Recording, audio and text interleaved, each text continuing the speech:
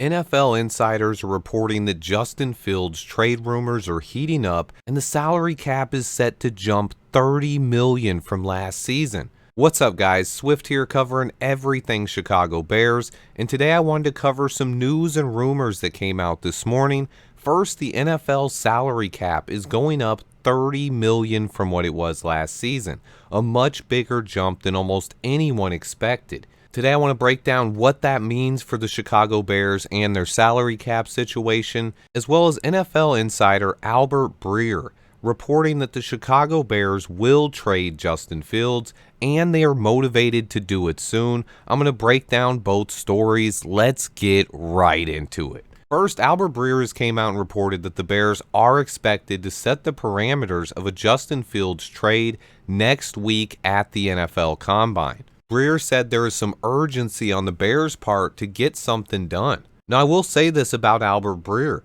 He is not one of the guys who reported we were going to take Bryce Young last year. He was actually right. About a week after I made my video last year talking about the Bears trading the number 1 pick, Breer came out and reported that the Bears would keep Justin Fields and trade the pick. He ended up being right. Breer is definitely one of the most connected guys around the NFL, so this report definitely could mean something here. I'm still not buying it yet. I don't know how the Bears could be set on drafting a QB and moving on from Justin Fields before we even get to the Combine. I think this could be a guess here. Just like I was guessing last year that we would trade the number 1 pick, this year I think Breer is guessing that we're going to trade Fields. The Combine is when polls announced he'd be trading the pick last year, and it's likely that news does come out at some point during the NFL Combine this year. But do I think that news will be Justin Fields getting traded? I do not. I don't have any inside sources, but so far in nearly 3 years I've been making Bears videos, I've been pretty on point with what the Bears are going to do. This wouldn't even be close to the first time the entire media was against me. I just don't see it yet. Maybe something changes at the Combine. Maybe Breer is right. I could be dead wrong here.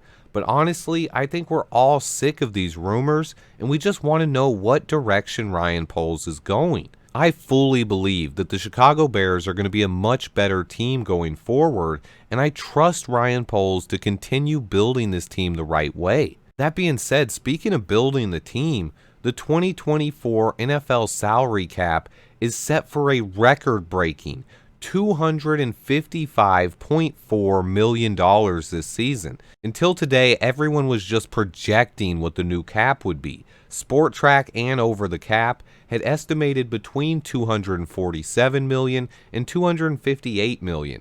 The $30 million increase from last season is record-breaking, the highest cap jump in NFL history. Ian Rappaport says it's a combination of deferments during the COVID pandemic paired with the huge increase in media revenue from the 2024 season.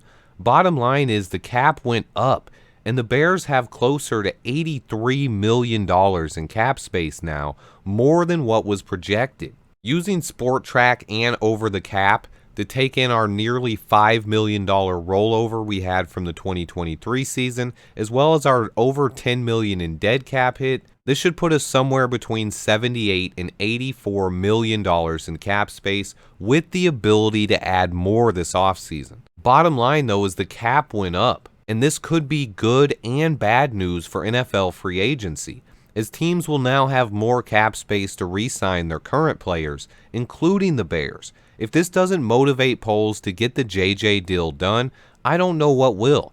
But it also means every team in the league has a bit more money and free agency might be even more competitive. I don't mind that because I don't want Ryan Poles to overspend for a bunch of free agents.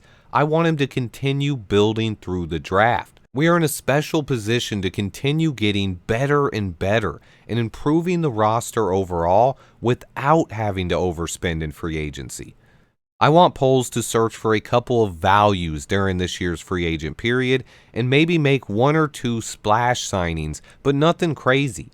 I project after signing or tagging JJ and paying our rookie class, it would leave Poles with somewhere in the range of $45 to $50 million to spend during this year's free agency class. That should be more than enough to bring in more talent on this roster. That's with adding in projected cap numbers for our rookies. We don't know what we'll actually end up paying our rookies until we make our trades and the NFL draft is over. So that's just a projection. The cap is pretty fluid. There's a lot of things we can do to move some numbers around as well. You can also structure contracts to take bigger cap hits later.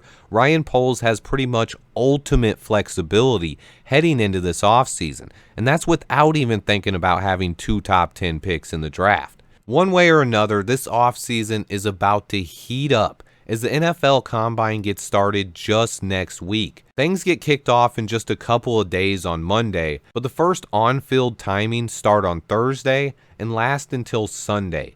A week from now, we will be deep into NFL Combine coverage and less than 2 weeks away from the start of NFL's free agency period. We are just a couple of days from the NFL offseason really kicking into full gear. So far, it's been nothing but rumors and speculation, but things really get moving once we get to the NFL Combine. Trades happen, free agent deals start getting worked out, and you see guys move up and down the draft board as that solidifies as well. The Combine starts Monday. The official testing runs next week. And then the deadline for franchise tags, which that's Jalen Johnson, is March 5th, the day after the Combine ends. And then free agency kicks off March 11th through 13th with the early tampering period. We'll hear a lot of deals get announced on March 11th. That's just 3 weeks from today. And then the rest of the offseason, the programs begin on April 15th. We have the draft in late April. And then the only other big one to really know is if we keep Justin Fields, the deadline to extend his 5th-year option is May 2nd. All you guys need to know is it's about to go down. Make sure you're subscribed to the channel. Turn on notifications so you don't miss out. I'm closing in on 20,000 subscribers. That is just insane to me. I don't even know what to say. What do I do with my hands? Thanks to every single one of you. If you missed it, I had another NFL draft special with Glenn Morgan last night, and I have part 2 of my draft special with Adam Mason coming tonight. Remember to hit that like button for me. Stay tuned, and until next time, bear down. Swifty in the house!